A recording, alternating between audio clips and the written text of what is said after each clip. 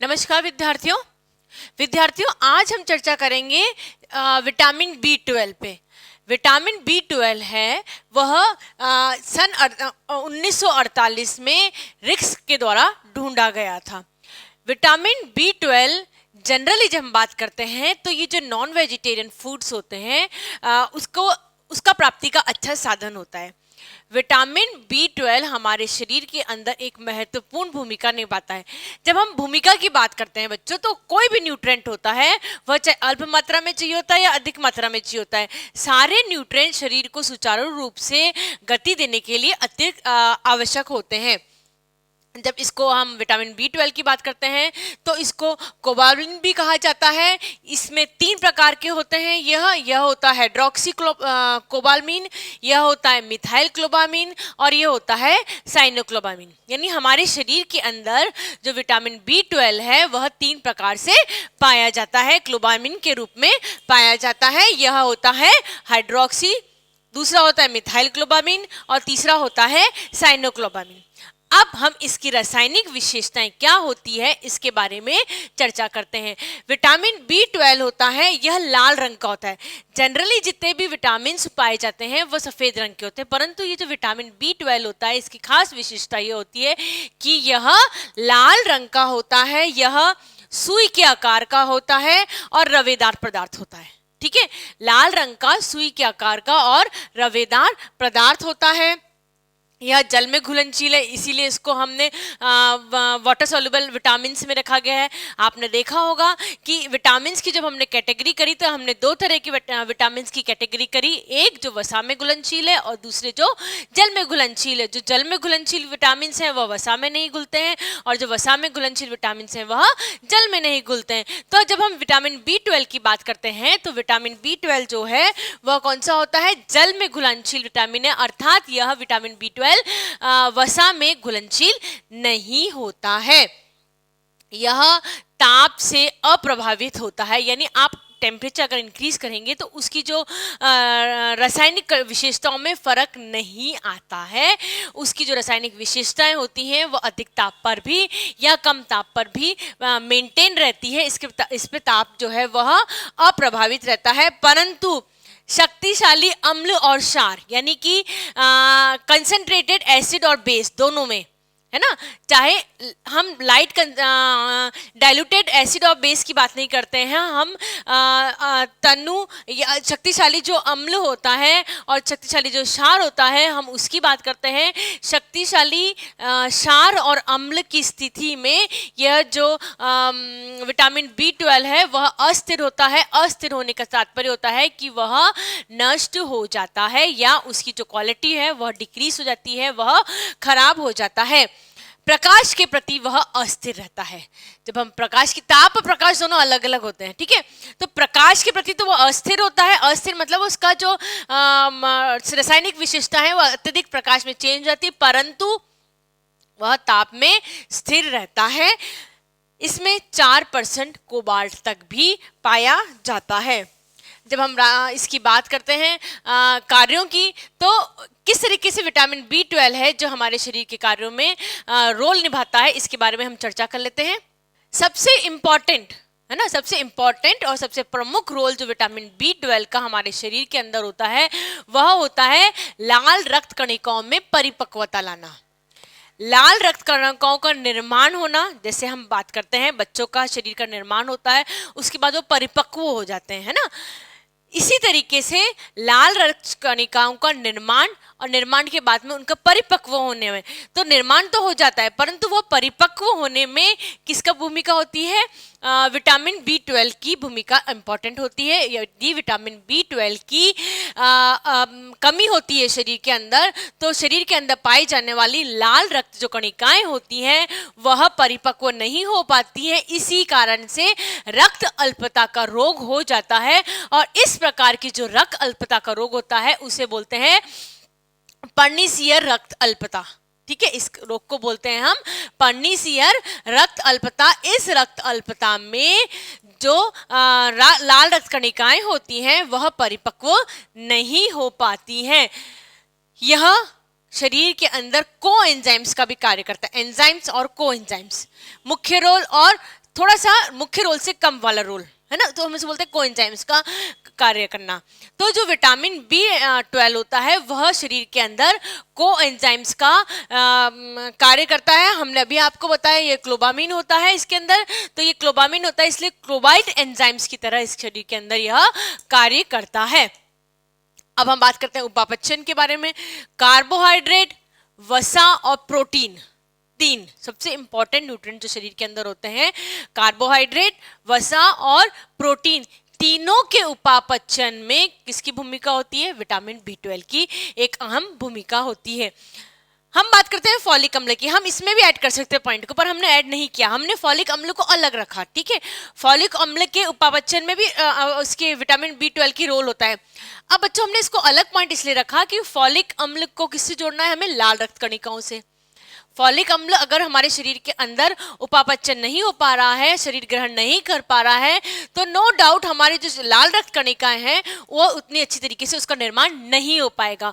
और जब लाल रक्त कणिकाओं का निर्माण नहीं हो पाएगा तो नो डाउट जो आयरन डेफिशिएंसी एनीमिया है वह भी हो जाता है। यानी कि जो फॉलिक अम्ल होता है उसके जो उपापचयन में भी विटामिन B12 की अहम भूमिका होती है। जिन व्यक्तियों को भूख नहीं लगती है उनको विटामिन B12 की दवाइयाँ दी जाती। इससे क्या होता है? विटामिन B12 जो होता है उसका शरीर के अंदर कार्य होता है कि पाचन तंत्र को इंक्रीज करना, है ना, यानी भूख को बढ़ाना। जितने भी हमारे शरीर के अंदर पाचन तंत्र पाचन रस हैं या उनको बढ़ाना का कार्य भी, यानी भूख को बढ़ाने का कार्य भी किसका होता है? विटामिन B12 का होता है। यकृत जो हमारे शरीर का एक प्रमुख अंग होता है, उस यकृत के ऊपर यदि फैट का डिपोजिशन हो जाता है, वसा का डिपोजिशन हो जाता है, तो कई तरह के रोग यह पैदा कर देता है। इसलिए है ना, इसका विटामिन B12 का यकृत का पर जो वसा का डिपोजिशन होता है वह उसको रोकता है। यानी वसा में यकृत का संग्रहण को रोकने का जो कार्य होता है वह कार्य भी कौन करता है? विटामिन B12 करता है। शरीर के अंदर होने वाली विभिन्न जैविक और रासायनिक क्रियाओं में, क्योंकि ये कोएंजाइम है ना, ये कोएंजाइम की तरह रोल करता है, इसलिए चूंकि ये कोएंजाइम है इसलिए हमारे शरीर के अंदर विभिन्न जैविक और रासायनिक क्रियाएं जो होती हैं उसमें कौन रोल प्ले करता है? विटामिन B12 जो होता है वह एक अहम रोल प्ले करता है। मानसिक रोग दूर करता है। बच्चों मानसिक रोग ऐसे होता है कि लाल रक्त कणिकाएं परिपक्व नहीं हुई, है ना, हमने ये बताया आपको लाल रक्त कणिकाओं की परिपक्वता में वो रोल प्ले करता है। अब जब लाल रक्त कणिकाएं परिपक्व नहीं हो पा रही हैं तो कौन सा रक्त अल्पता हो रहा है? पर्निशियर रक्त अल्पता हो रहा है। ठीक है, कौन सा रक्त अल्पता हो रहा है? पर्निशियर रक्त अल्पता हो रही है। यह नाड़ी दोष है ना, ये नर्वस सिस्टम में जाके इफेक्ट करती हैं।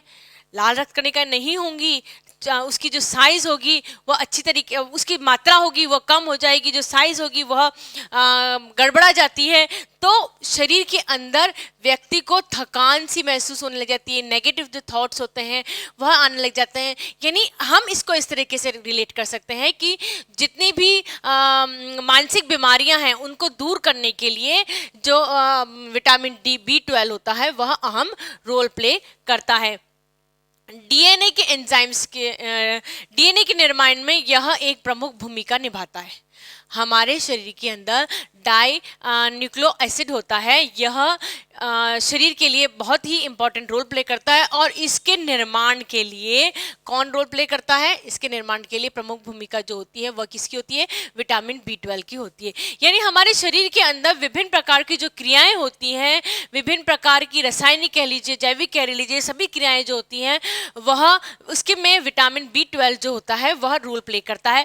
बच्चों अभी हमने आपको बताया कोई सा भी न्यूट्रिएंट होता है, वह सभी जो न्यूट्रिएंट होते हैं वह हमारे शरीर के लिए बहुत ही इंपॉर्टेंट रोल प्ले करते हैं। हर जो न्यूट्रिएंट होता है उसका शरीर के अंदर अलग अलग तरीके से रोल होता है। ठीक है, रोल ज्यादा है या रोल कम है हम इसकी बात नहीं करते हैं, परंतु अगर आपके शरीर में कम जिसको ऐसी न्यूट्रिएंट जिसमें कि कम मात्रा में चाहिए, अल्प मात्रा में चाहिए, जैसे आयोडीन की बात करें हम, कम मात्रा में चाहिए तो भी आपके शरीर में किसी न किसी प्रकार का विकार होता है। न्यूट्रिशन को सबसे अच्छा उपाय आपको यही है कि आप अपने भोज्य थाली में या आपके दैनिक जो भोजनावली बनाते हैं आप, उसमें सभी इस तरह की भोजन सामग्री बनाइए कि आपका सभी तरह के जो न्यूट्रिएंट्स हैं वह उसके अंदर शामिल हो जाएं, तो आपको कभी भी इसकी कमी नहीं होती है। जब हम विटामिन B12 की बात करते हैं बच्चों, तो विटामिन B12 जो होता है वह जनरली नॉन वेजिटेरियन में फूड्स में अवेलेबल होता है, परंतु और ये कमी जो वेजिटेरियन लोग होते हैं उनमें ज़्यादा हो जाती है। परंतु फिर भी यदि आपको आपकी जैसे दालचीनी है, आप इसको डेली अपने फूड में प्रयोग करेंगे तो इसकी कमी नहीं महसूस होती है।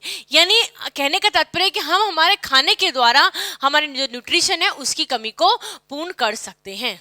अब हम देखते हैं कि विटामिन B12 की कमी से होने वाले रोग कौन से होते हैं, या आप इसका जो कमी हो जाती है विटामिन B12 की, इसका हमारे शरीर के ऊपर किस तरीके से प्रभाव पड़ता है। तो जो विटामिन B12 है, हमने अभी आपको बताया कि विटामिन B12 से जो लाल रक्त कणिकाएं होती हैं वह परिपक्व नहीं हो पाती, वो मैच्योर नहीं हो पाती हैं। इस कारण से इसे पर्निशियर एनीमिया का नामक रोग हो जाता है। पर्निशियर एनीमिया वह रोग होता है या जिसमें कि जो फॉलिक अम्ल होता है उसका पूरी तरह से उपापचय नहीं हो पाता है। इस कारण से या विटामिन B12 की कमी हो जाती है। इस कारण से जो शरीर के अंदर उपस्थित लाल रक्त कोशिकाएं होती हैं उनका निर्माण तो हो जाता है, परंतु वह परिपक्व नहीं हो पाती है। उनका जो आकार होता है ना, उनका जो आकार होता है वो नॉर्मल आकार से बहुत ही बड़ा साइज का हो जाता है। ठीक है, जब हम लाल रक्त कणिकाओं की बात करते हैं तो लाल रक्त कणिकाएं जो हमारे शरीर के अंदर उपस्थित होती हैं वह 4.5 से 5.5 मिलियन प्रति mm क्यूब में होती हैं। शरीर के अंदर हमारी जो लाल रक्त कणिकाएं हैं, नॉर्मल अगर रेंज देखी जाए तो नॉर्मल रेंज वो होती है 4.5 से 5.5 मिलियन प्रति mm क्यूब में। यह जब कौन सा रोग हो जाता है, पर्निशियर एनीमिया नामक रोग हो जाता है विटामिन B12 की कमी के कारण से, तब इसकी संख्या जो होती है वह घट जाती है। लाल रक्त कणिकाओं की जो संख्या होती है वह घट जाती है और ये घट के कितनी रह जाती है, 1.5 से 2.5 मिलियन। आप देख लिए बिल्कुल आधी सी रह जाती है ना, 4.5 से 2.5। यानी जो लाल रक्त कणिकाएं होती हैं उनकी जो संख्या में भारी कमी महसूस होने लग जाती है। अब चूंकि लाल रक्त कणिकाएं परिपक्व नहीं हो तो हमारे शरीर के लिए किसी तरीके से उपयोगी नहीं है, है ना। तो जो हीमोग्लोबिन लेवल होता है जिसकी नॉर्मल रेंज कितनी होती है हीमोग्लोबिन की, 14 से 16 तक, है ना। यही हीमोग्लोबिन की जो लेवल होता है वह बहुत घट जाता है, ये 8 से 9 तक रह जाता है। जो कितना होना चाहिए, 14 से 16, यानी बिल्कुल ऑलमोस्ट आधा से रह जाता है। उस हीमोग्लोबिन लेवल जब होता है वो कम हो जाता है, उस कारण से शरीर के अंदर विभिन्न तरह की समस्याएं अलग से उत्पन्न होने लग जाती हैं। किस लिए हो रहा है, विटामिन B12 की कमी के कारण से पर्निशियर रोग हो रहा है और जिसमें लाल रक्त कणिकाएं जो हैं वह परिपक्व नहीं हो पा रही हैं। इस कारण से मुंह में जो होता है वह छाले उत्पन्न हो जाते हैं। मुंह में छाले उत्पन्न होने के कारण हम भोजन ग्रहण नहीं कर पाते हैं, भोजन ग्रहण नहीं कर पाते हैं या भोजन करने निगलने में दिक्कत होती है। इस कारण से पाचन संबंधी विकार भी उत्पन्न हो सकते हैं। जीभ में जलन और जीभ में दरारें से उत्पन्न हो जाए, बहुत ज़्यादा सीवियर हो जाता है विटामिन B12 तो जीभ में जलन या जीभ में दरारें तक भी उत्पन्न हो सकती है। अच्छा, जब हम लाल रक्त कणिकाओं की बात करते हैं तो हम बात करते हैं अस्थि मज्जा की। तो अस्थि मज्जा के बाहरी स्वास्थ्य में परिवर्तन हो जाता है। अस्थि मज्जा में से जो क्योंकि साइज जो होता है ना, हमने अभी आपको बताया कि जो अपरिपक्व होती है, मैच्योर नहीं हो पाती लाल रक्त कणिकाएं, इन लाल रक्त कणिकाओं का जो साइज बढ़ जाता है तो ये जो परिपक्व लाल रक्त कणिकाएं होती हैं वह परिपक्व लाल रक्त कणिकाएं जो अस्थि मज्जा होती है उससे बाहर नहीं निकल पाती, उसी के अंदर रहती हैं और उसी के अंदर डिट्यूरेट हो जाती हैं, है ना। क्योंकि बाहर की तरफ तो वो होती है अपरिपक्व लाल रक्त कणिकाएं होती है जिनका की साइज बड़ा होता है, तो वो उसके रुकावट पैदा करती है एक तरीके से, है ना। अब चूंकि रुकावट पैदा कर रही है तो जो अस्थि मज्जा है उसके जो बाहरी का स्वास्थ्य होता है उसके स्वास्थ्य में भी इस तरीके से फर्क आने लग जाता है। अब जब हीमोग्लोबिन लेवल कम हो रहा है, लाल रक्त कणिकाएं कम हो रही हैं, तो क्या हो रहा है, जो त्वचा हो रही है रोगी की, वह त्वचा भी पीली पड़ने लग जाती है और हाथ पांव सुन्न होने लग जाते हैं। हाथ पांव सुन्न क्यों होते हैं? क्योंकि जो हमारे शरीर के अंदर रक्त है वह किसका कार्य करता है? ऑक्सीजन को सप्लाई करने का और कार्बन डाइऑक्साइड को लेकर आने का कार्य करता है। अब ऑक्सीजन जब शरीर के विभिन्न अंगों तक नहीं पहुंच पा रही है, कार्बन डाइऑक्साइड का लेवल जो होता है वह इंक्रीज रहता है बॉडी में, तो हाथ पांव का सुन्न होना स्वाभाविक ही होता है। हीमोग्लोबिन लेवल डिक्रीज हो रहा है तो किसी काम में मन नहीं लगेगा, रोगी को जो होता है वो थकान का अनुभव बहुत ही जल्दी होने लगता है। अब हमने ये देख लिया कि मेजर जो रीजन है विटामिन B12 का, उसमें थकान का अनुभव, हाथ पांव का दर्द होना, हाथ पांव का सुन्न होना हो जाता है, क्योंकि लाल रक्त कणिकाएं की संख्या अपरिपक्व हो जाती है। लाल रक्त कणिकाएं जो होती हैं वह अपरिपक्व होती है। आपको बार बार हम रिपीट करके बता रहे हैं, जो कि विटामिन B12 है, इसका सबसे उत्तम जो स्रोत होता है वह प्राणिज भोज्य पदार्थ से होता है ना। एग अच्छा इसका विटामिन B12 का स्रोत है, मीट है, मछलियां हैं, ये जो वो होते हैं यह विटामिन B12 के एक अच्छे स्रोत होते हैं, गुड स्रोत होते हैं। जब हम वेजिटेरियन की बात करते हैं तो बहुत ही कम पदार्थों में विटामिन B12 होता है, उसकी संख्या उसका जो क्वालिटी होती है वो अच्छी मौजूद होती है। ताज़ा दूध है ना, ताज़ा दूध और दूध का जो पाउडर होता है उसके अंदर विटामिन B12 अच्छी मात्रा में मिलता है। दैनिक आवश्यकताओं की बात करते हैं कि व्यक्ति को कितनी आवश्यकता होती है दैनिक की, तो हमने अलग अलग अवस्थाएं डिवाइड कर ली है। शैशवावस्था में शरीर को 0.2 माइक्रोग्राम, ठीक है, शरीर को जब शैशवावस्था में होता है तब शरीर को 0.2 माइक्रोग्राम की जो होती है वह आवश्यकता होती है। 1 से 18 वर्ष तक 0.2 से 1 माइक्रोग्राम तक की आवश्यकता होती है। वयस्क पुरुष और महिलाएं, बच्चों हम जब 1 से 18 वर्ष की बात करते हैं तो 1 से 18 वर्ष लड़के और लड़कियां दोनों की बात कर रहे हैं, हमने इसमें कोई डिवीजन नहीं कर रखा है ना। ICMR के तरह इसका कोई डिवीजन नहीं कर रखा, यानी कि लड़के और लड़कियों दोनों को 1 से 18 वर्ष तक के बच्चों को 0.2 से 1 माइक्रोग्राम तक की आवश्यकता होती है। वयस्क पुरुष और महिला चाहे वो किसी भी एज की हो, प्रौढ़ावस्था की हो, वृद्धावस्था हो, कोई भी स्टेज होती है, उनको 1 माइक्रोग्राम की आवश्यकता होती है। और वहीं धात्री महिला, लैक्टेटिंग वुमेन जो होती है उसको 1.5 माइक्रोग्राम की आवश्यकता होती है। प्रेगनेंसी में किसी भी तरह का जो विटामिन B12 की इंक्रीज नहीं होता, जैसे प्रोटीन की आवश्यकता ज़्यादा होती है, कैल्शियम की आवश्यकता ज़्यादा होती है, फास्फोरस की आवश्यकता ज़्यादा होती है।